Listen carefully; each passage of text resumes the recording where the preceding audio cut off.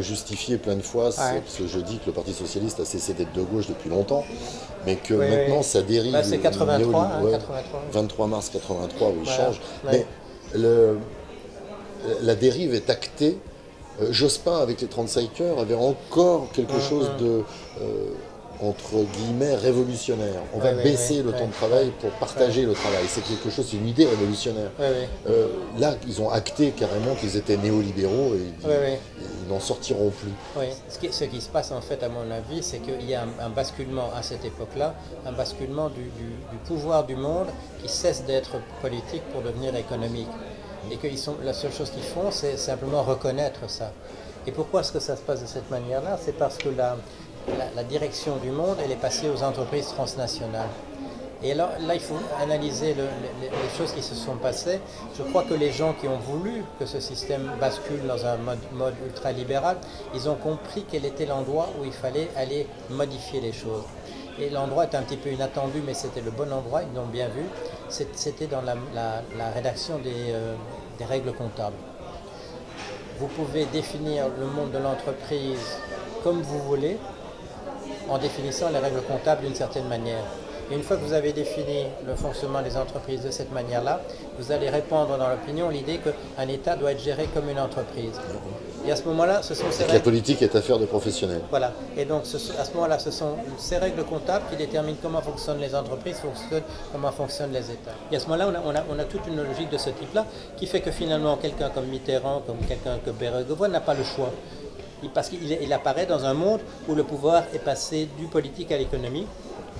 Et ce sont les 50, l'étude a été faite donc par ce groupe à Zurich, c'est quoi, il y a 174 entreprises au monde qui ont des liens croisés, qui sont en fait tout à fait interconnectés, qui prennent les décisions, qui sont les décisions mondiales, et ce sont eux, les marchés, si vous voulez, qui dictent aux États ce qu'on peut faire.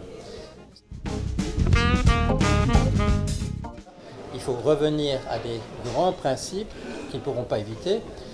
Par exemple, revenir aux lois qui interdisaient la spéculation au XIXe siècle. Bon, abrogé en France en 1885, abrogé en Belgique en 1867, on permet la spéculation. Si on renverse, et c'est pas compliqué à faire, on dit oui c'est impossible d'être sur la spéculation, c'est pas vrai, c'était interdit.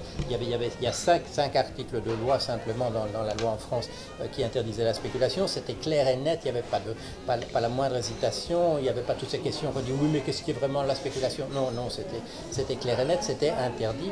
Il faut revenir là. Parce que là, c'est véritablement couper le problème à la base. À partir de ce moment-là, le système a changé. Et c'est chirurgical. C'est chirurgical. Alors à quoi est-ce qu'on revient? On revient à un capitalisme d'avant la spéculation.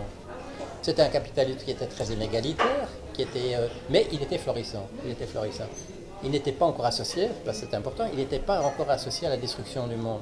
Parce qu'il y a une chose qui est tout à fait formidable. En France, on autorise la spéculation en 1885. Jules Ferry. Moi, j'avais fait un lien. J'avais dit qu'il doit y avoir un rapport entre ça et le début de la colonisation.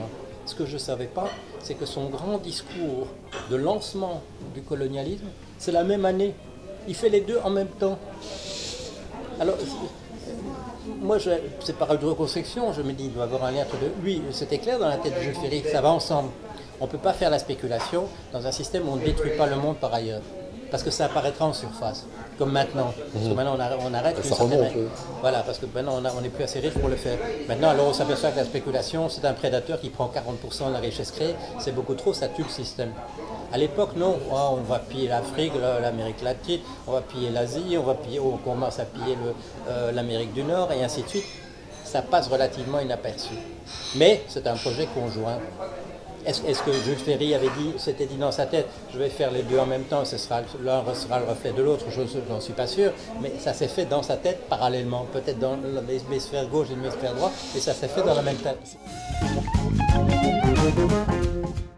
Mon optimisme à moi, ce serait de dire à Paul Jorion, venez avec nous, mais pas dans le cadre officiel d'un parti politique, mais aidez-nous là-dedans. Prenez la parole, prenez-la encore plus, même si ça vous fatigue. Oui, non, mais moi je fais ça tout le temps. Hein. Oui. J'ai parlé au parquet de gauche, c'était il y a 15 jours.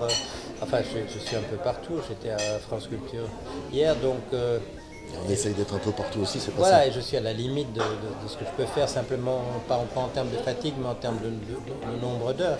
Euh, mais il y a d'autres moyens. Par exemple, la bande dessinée que j'ai fait avec Maclès, La survie de l'espèce, c'est un moyen de faire passer les idées à un endroit auquel on n'avait pas pensé nécessairement.